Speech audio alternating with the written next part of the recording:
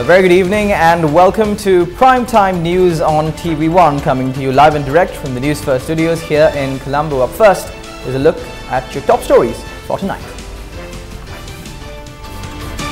UNP proposes to increase the number of cabinet ministers to 48 as they have established a national government. Many parties object the proposal for a national government. SLFP says members who support the proposal will be expelled. 2 new justices to consider petition challenging parliamentary seat of Ranil Wickremesinghe. What happened to the insurance for farmers affected by the Sena caterpillar?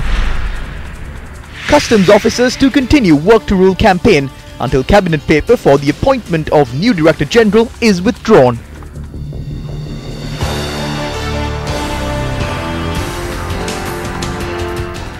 Starting off with a look at those stories in detail now, a proposal that claims the United National Party has formed a national government has been handed over to the General Secretary of Parliament by the Leader of the House, Lakshman Kiriyalla. Minister Lakshman Kiriyalla said that the proposal will be debated on the 7th of February. Minister Lakshman Kiriyalla's media division announced this evening the proposal handed over to the General Secretary of Parliament states that the UNP has formed a national government by claiming a majority of seats in Parliament. According to Article 46, Paragraph 4 of the Constitution, it has been decided to increase the number of cabinet ministers to 48 and non-cabinet ministers to 45.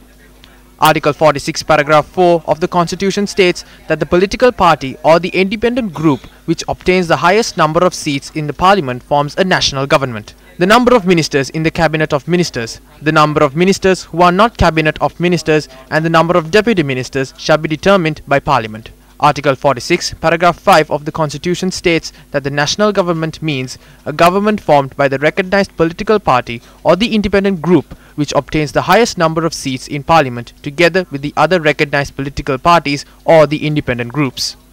The Constitution states that when forming a national government, parliamentary approval must be obtained. We do not have to reveal the names. We will look into it when forming the national government. If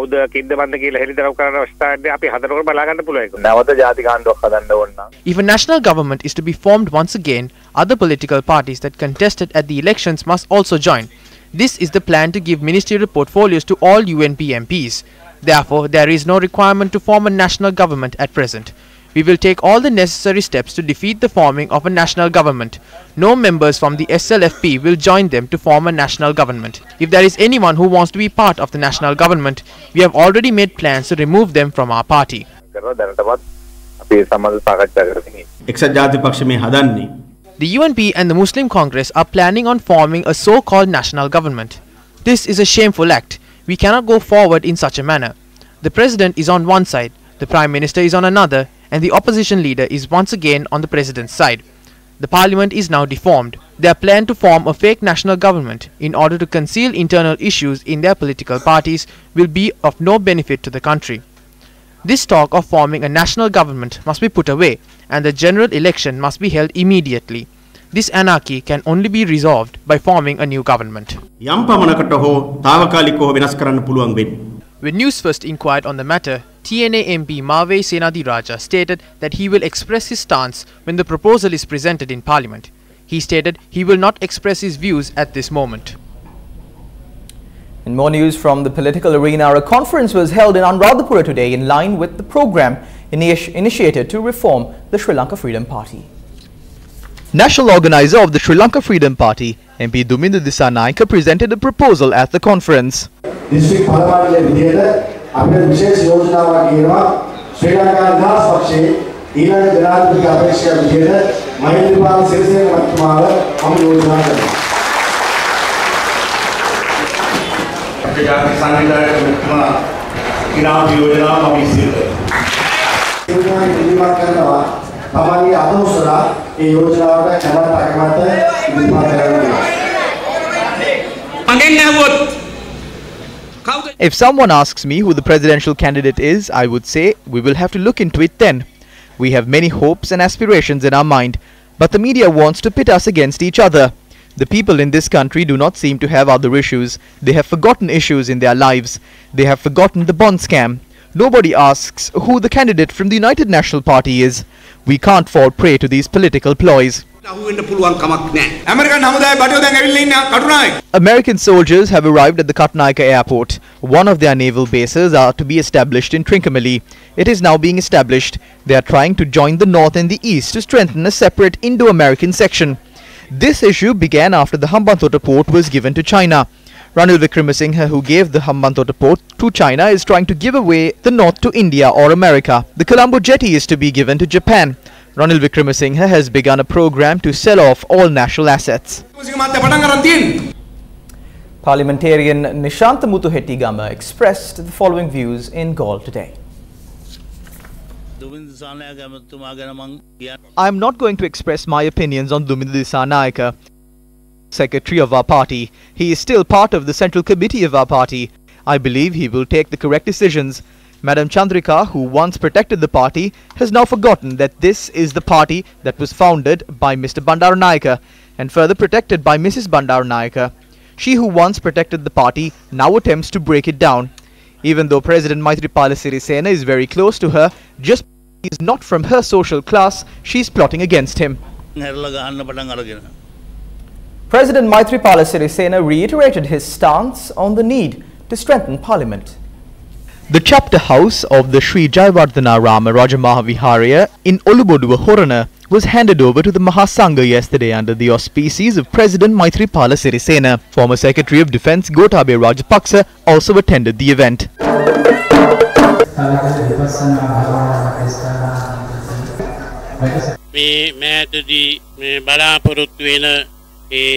The constitution that we are expecting to come in soon, that should be stopped.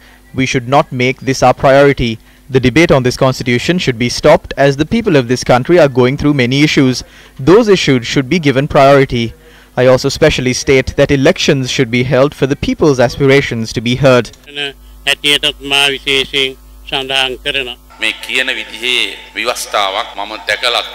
I have not seen a constitution as such. I have not even received it. I have not been informed of how it was drafted. While this new constitution was discussed for over 4 years, all I see is that the Buddhist people in the south were aggravated and the people in the north being deceived. Therefore, I believe that if a new constitution is to be drafted, prominence should be given to form a strong parliament that could govern the country. I will support this. The provincial council elections should be definitely conducted this year. A presidential election should be held at the end of this year. Under these circumstances, there could also be a general election. No matter what happens, it should create a positive impact on the country. A newly constructed building of the Finance Commission in Rajagiriya was also declared open by the President.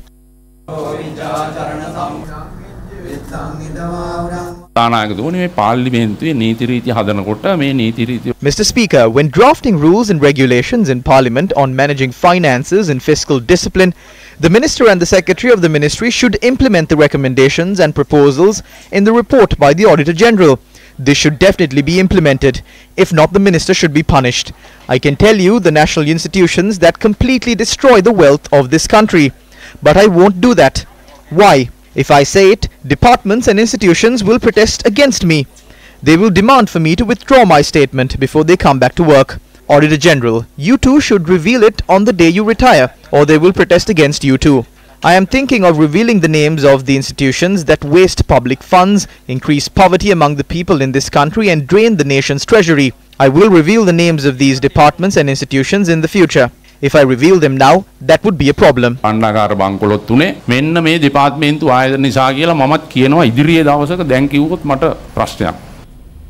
The hearing of the petition filed challenging the parliamentary seat of Prime Minister Ranil Wickremesinghe was postponed until the 12th of February. The petition was taken up today before Appeal Court Justices Anil Gunaratne and Priyantha Fernando. Yesterday, Acting President of the Court of Appeal, Justice Deepali Vijayasundara, recused herself from examining the petition filed challenging the parliamentary seat of Prime Minister Ranil Wickremesinghe, citing personal reasons. SLPP Colombo Municipal Councillor Sharmila Gonawala filed a petition against Wickremesinghe, claiming the latter cannot hold a parliamentary seat as he is a main shareholder in a private company named Lake House Printers and Publishers that generates revenue through services provided to government institutions. Also, the inauguration ceremony of the national program to distribute 1 million land deeds was held at the police grounds in Nikavarattiya today. 2,000 landowners in the Kurunagala district were presented with land deeds today.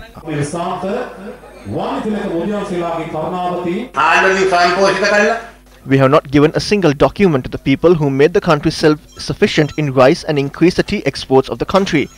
We have a duty to present you this ownership. There are farmers who have done so much for the country's economy and have received nothing from us. They were only given the land. The first step is giving you this ownership is to award you with a deed instead of that mere piece of paper. The second phase is to award you with permanent ownership of these lands. The political stance that this government has is to give everyone the privilege of ownership. To own a house, a land and a bank account. We are establishing a right to education. We are ensuring the children. We are providing the right to health. We are supplying drinking water. We have provided electricity from 1977. We gave everyone a phone. This is a society that the UNP began. You can't develop the economy of a country by putting banners and posters and having your photo displayed on the TV every time. You must get down and work. You must be criticized. You must have patience.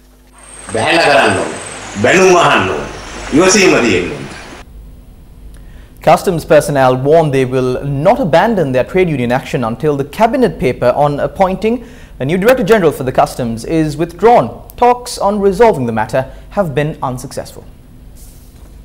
Recently, a cabinet paper was put forward to appoint retired Rear Admiral Dr. Shamal Fernando as the Customs Director General and move his predecessor PSM Charles to the Finance Ministry's Revenue Supervision Division. Customs personnel stepped away from their stations as a mark of protest to this move. The Finance Ministry said it is the duty of the Cabinet to appoint a Director General and requested the Customs personnel to return to their stations. However, the Customs Staff Officers Association said that they will continue their trade union action as their issues have not been properly resolved. Meanwhile, Additional Secretary to the Ministry of Finance, H.D. Sumanasinghe, was appointed as the Acting Director General of the Customs Department. The Customs officials made revelations on a number of irregularities at the media briefing. This is the fifth Director General who was appointed during the course of the past 4 years. What happened in the past was that the officials who were highly admired by the government and appointed to this position were removed in a very short time span due to unknown reasons. We suspect the reason to be the agenda of the government. It was very unfair on all of these officials. This situation must be changed. What is the assurance that the person appointed today in place of the previous official who was removed would solve these issues? There is no assurance. That is only something that happens according to the whims and fancies of the top brass. If there are any allegations against her, we request again to present it before the country in a manner that we can accept it. The cabinet is not bound to give us reasons, but we need to know why this keeps on happening. We have to tutor every new Director General that is appointed. They come in today and leave tomorrow. If this continues, our department will go down the drain. The Director General has been removed today like a dead fish to an area where there isn't even a Director General. This was done to punish her while keeping her close. We clearly state that this Secretary of the Finance Ministry is the biggest obstacle here. If he is removed and someone who can work with us is appointed to this position, this department can function better.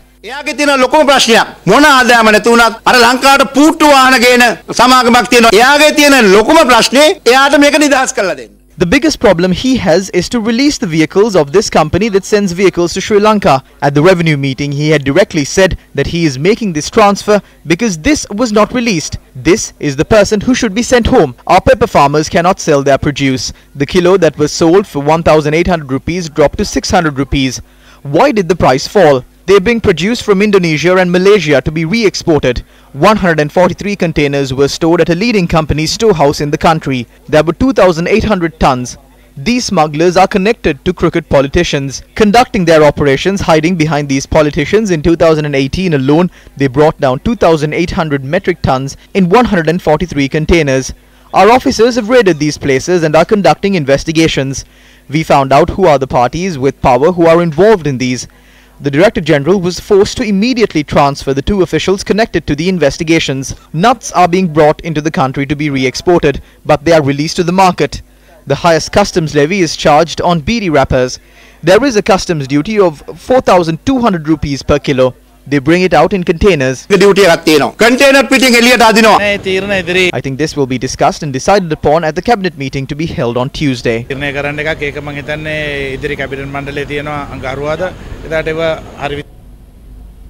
And some news on the country's economy. Sri Lanka's rupee rose 0.5% yesterday as foreign investors purchased government securities, while Fitch Rating Agency revised down forecast for the currency for 2019 and 2020. Fitch Solution Macro Research, a subsidiary under Fitch Group, in a report revised its average forecast for the rupee weaker to 186 per US dollar for this year and 192 in the next year, from the previous 177 and 183 respectively.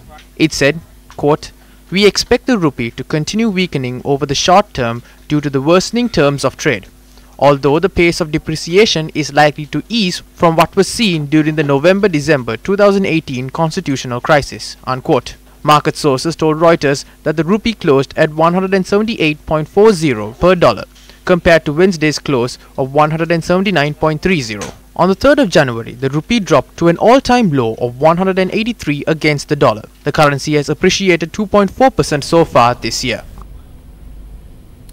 It's a known fact that the Sena caterpillar has devastated our country as well as the lives of many farmers here. Now, with the Sena caterpillar raising its head, many irregularities have come to the limelight. The following report is a revelation on an irregularity pertaining to the agri-insurance funds belonging to corn cultivators from the Ampara district. This irregularity was revealed during the awareness program conducted by Newsfirst and the Ministry of Agriculture to eradicate the Sena menace. Corn had been cultivated in approximately 12,000 hectares in the Ampara district. Many farmers had obtained loan facilities from state banks for their cultivation activities. Farmers say that prior to the lending of the loan, 5% of the total value of the loan was retained as agri-insurance by the respective state bank. We paid for insurance last year as well. The Agri-Insurance Board charged insurance fee of 2,250 rupees per acre directly from our bank accounts. We are yet to receive these insurance funds.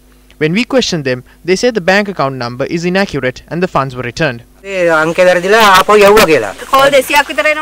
say the respective officer attached to the insurance board receives nearly 200 calls and therefore he has no time to answer us. We all paid for insurance. Insurance funds were given to certain groups of people, but we did not receive them.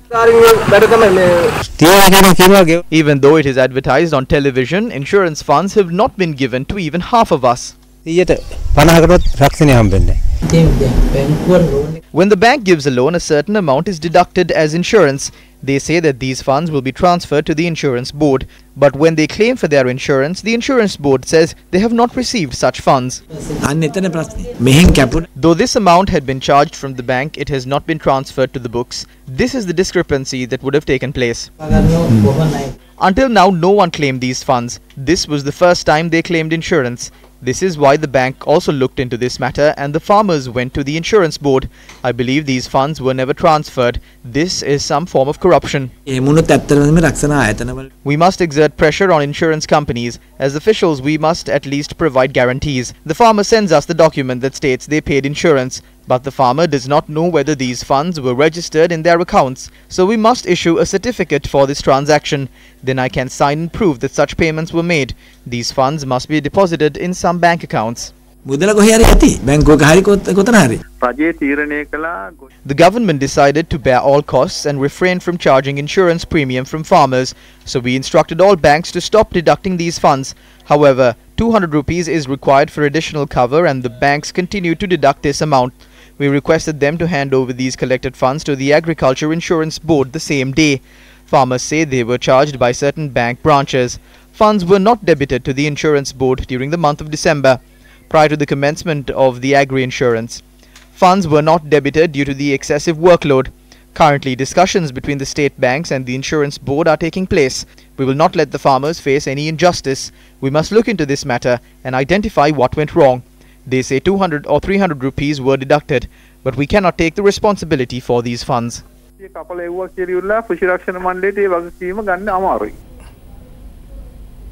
Minister Mano Ganeshan announced this evening that an agreement was reached at the meeting chaired by the Prime Minister to temporarily suspend the publication of the Gazette notification on the collective agreement which was signed on the daily wage of estate workers.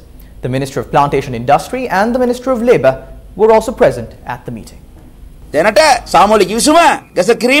The issuing of the Gazette regarding the collective agreement has been suspended. The Tamil Progressive Alliance will hold another discussion with the minister and the companies on the 5th. We will ask for the 140 rupees that we have been asking. We are looking into whether this can be increased and then we will reach the decision. We will grant the government 10 more days. We will start our struggle in the estate. If the government cannot provide solutions, we will not remain in the government.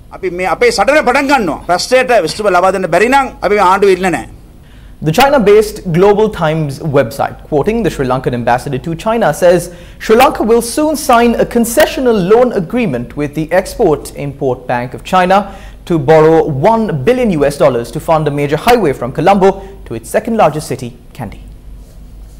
Karnasena Korithuaku had said the money will be used for the first stage of the Central Highway, while the second stage will be financed by Sri Lankan consortiums and the third by Japanese loans. The chief of Sri Lanka's central bank had earlier said the country will receive a sovereign loan of $1 billion from the Bank of China in the first quarter of this year. According to the report, Korithuaku did not confirm with Global Times if it was the same loan and whether it is linked with the $1 billion loan from the Export-Import Bank of China. President Maithripala Sirisena arrived at the Suasariya Centre in Rajagiriya today. The President inspected the activities of the Suasariya ambulance service as well as the ambulances. Non-Cabinet Minister of Economic Reform and Public Distribution Dr. Harsha De Silva was present at the location.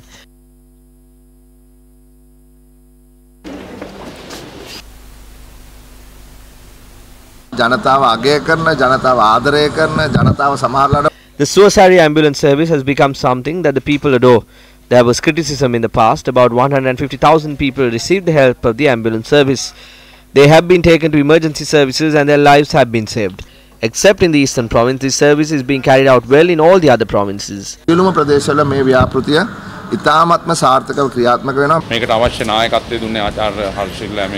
Dr. Harsha De Silva provided the leadership for this project. He was the person who carried out these activities from the outset with much responsibility. This service has been strengthened island-wide as a result of his talent and his leadership. We should be happy about this. The people who criticized have nothing to say now.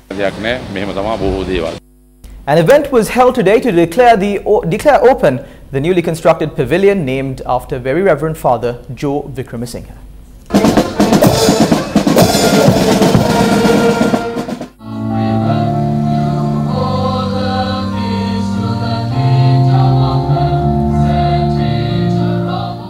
The event was held under the auspices of His Eminence Malcolm Cardinal Ranjit.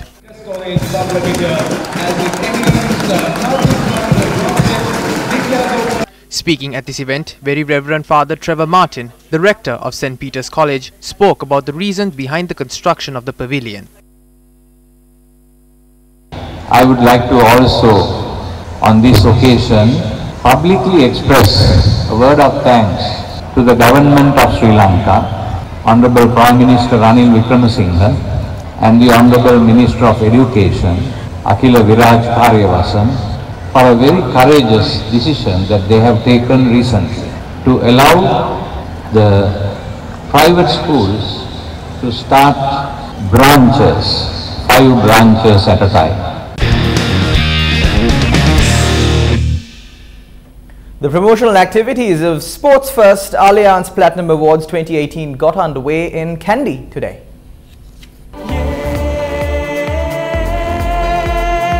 Platinum Awards ceremony is organized to assess and award talented sportsmen and women in the country within the year of 2017 and 2018.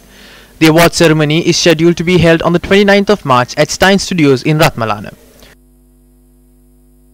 The 20 awards that will be presented at the Platinum Awards ceremony includes the award for the Best Sportsman and Sportswomen of the Year, the Most Famous Sportsman of the Year and the Special Platinum Award presented once in a lifetime. Today's event was held with the participation of officials of the education sector, officials of the Capital Maharaja Organization and Alliance. The program included several colorful displays and basketball, rugby and football sports were introduced to sportsmen and women. Athlete B.M. Harsha of the Valala Ratnayaka Central College was awarded the Gold Platinum Awards in the Kandy district. Weightlifter W.H. Samarakun of the Mamaya Balika Vidyalaya won the Silver Award, while badminton player of the Dharmaraja Vidyalaya won the Bronze Medal. And that's a wrap of Primetime News on TV1 for today. Of course, to follow details of these stories and more, you can log on to our award-winning website, www.newsfirst.lk. I'm Charlene Benedict for the News First team. Take care and God bless.